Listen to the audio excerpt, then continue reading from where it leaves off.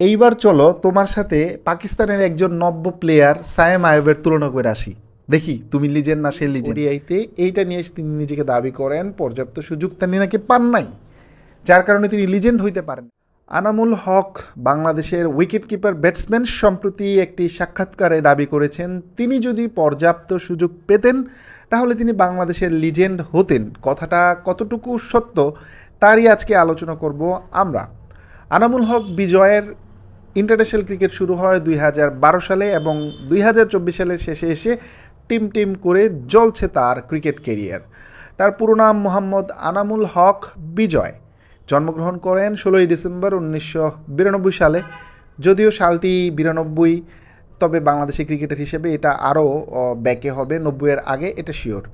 যাই হোক, যেহেতু তার সার্টিফিকেটে 92 সেটাই ধরে নিলাম। তিনি বাংলাদেশের সহ কোন কোন দলে খেলেছেন সেটা আমরা একবার দেখি। বাংলাদেশ জাতীয় দলে খেলেছেন, বাংলাদেশ আন্ডার-19-তে খেলেছেন, Dhaka Gladiators, Fortune Barishal, Jamcon Khulna, Khulna Tigers, South Zone Bangladesh, Bangladesh Cricket Board Academy, Dhaka Division, Dhaka Platoon, Gazi Group Cricketers, Khulna Division, Quetta Gladiators পিএসএলে, এছাড়াও সিলেটি সানরাইজার্সের হয়েও খেলেছেন।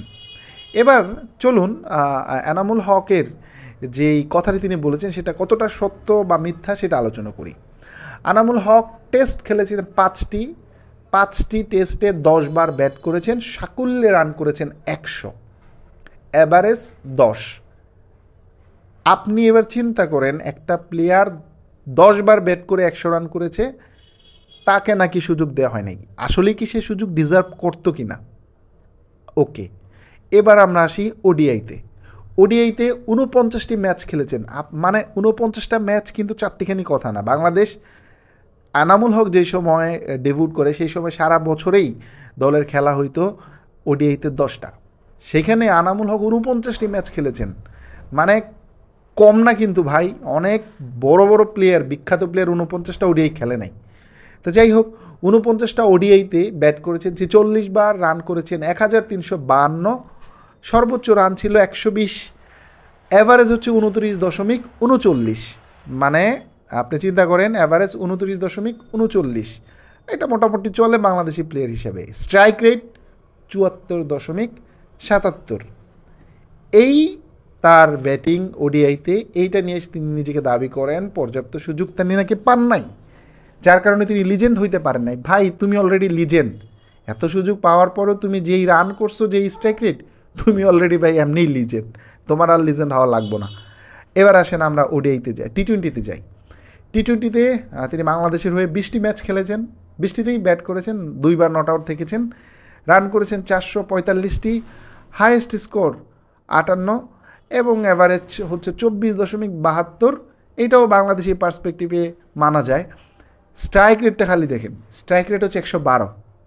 ভাই তুমি ওপেন করো বা ওয়ান ডাউনে নামো, পাওয়ার প্লেতে ব্যাট করো ভাই, তুমি 112 স্ট্রাইক রেটে ব্যাট করো, আবার নিজেরে বলো যে পর্যাপ্ত সুযোগ দেয় না। ভাই তোমার 20টা ম্যাচ খেলার সুযোগ দিচ্ছে, এইটাই তো বেশি। তুমি ভাই, তুমি যে টিকটক ফেসবুক নিয়ে আসো ওইটা নিয়েই থাকো ভাই, তুমি আর এইসব বললো না রে ভাই।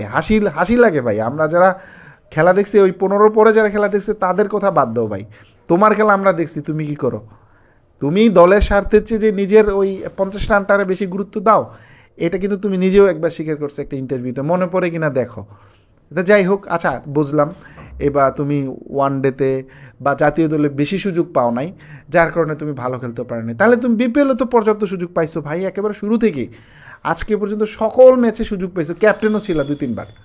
তাহলে তুমি অবশ্যই তাহলে ওইখানে ভালো করছো। তোমার পার্সপেক্টিভে যেহেতু তুমি পর্যাপ্ত সুযোগ পাও নাই, জাতীয় দলে ভালো খেলতে পারো নাই, তাহলে তুমি বিপিএলে তো পর্যাপ্ত সুযোগ পাইছো ভাই, তাহলে তুমি তো বিপিএলে ভালো করার কথা। চলো দেখি তোমার বিপিএলের পারফরমেন্স।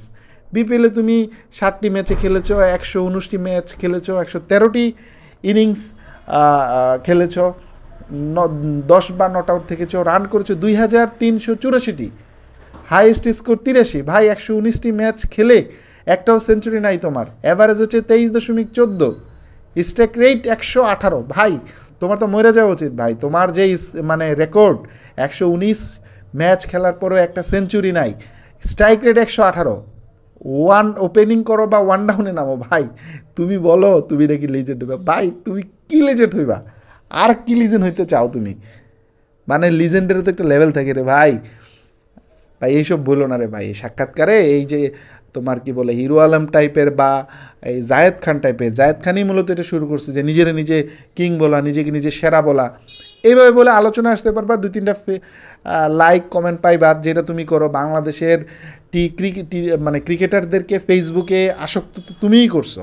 সবার আগে তুমি ওই যে যখন টিকটক আসে নাই তখনই টিকটকের মতো ওই মিমিক্রি বানাইতা আলামিন হোসেনকে নিয়ে, মনে আছে? আর মেয়েদের পিছু তো ঘুরতাই। ক্রিকেটে জাতীয় দলে আসার পরপরই তো তুমি একটু ফেম হওয়ার পরেই নারী ভক্তদের পিছু ছুটছো। সারা দিন এই রেস্টুরেন্টে যাইতা, এই টিকটক টাইপের ফেসবুক ভিডিও পোস্ট দিতা। ভাই এগুলো আমরা দেখছি, এগুলো আমরা বুঝছি। এখন তুমি বিয়ে হয়ে ভালো হয়ে গেছো, ঠিক আছে, কিন্তু তার মানে এই না তুমি যে বলো যে তুমি সুযোগ পাও না। ভাই তুমি যে সুযোগ পাইছো, এইরকম সুযোগ পাইলে মানুষ অলরেডি লিজেন্ড হয়ে যেত। লিজেন্ড নিজেকে নিজে আর বলা লাগতো না। এইবার চলো তোমার সাথে পাকিস্তানের একজন নব্য প্লেয়ার সায়েম আইবের তুলনা করে আসি, দেখি তুমি লিজেন্ড না সে লিজেন্ড। তুমি এবং সে টি-20 ইন্টারন্যাশনাল এবং লিগ মিলায়া তুমি খেলছো 180টা ম্যাচ, সায়েম আইব খেলছে 89টা ম্যাচ। তুমি 174 বার ব্যাটিং করছো, সায়েম আইব 87 বার ব্যাট করছে। তোমার রান 3654, সায়েম আইবের রান 2297। তুমি চিন্তা করো, তুমি তার চেয়ে প্রায় 100টা ম্যাচ বেশি খেলা, তুমি তার চেয়ে কত রান বেশি করছো? 1200 রান বেশি করছো। তুমি তো মিয়া কী করবো আসলে, মরে যাওয়া উচিত তোমার। তারপরও নিজের নিজে লিজেন্ড ভাবো। তোমার হাইস্ট স্কোর 105, সাইম আইবের হাইস্ট স্কোর 98, অপরাজিত। তোমার ব্যাটিং অ্যাভারেজ 22.69, সাইম আইবের ব্যাটিং অ্যাভারেজ 27.67। ভাই তুমি দেখো কিন্তু এগুলো।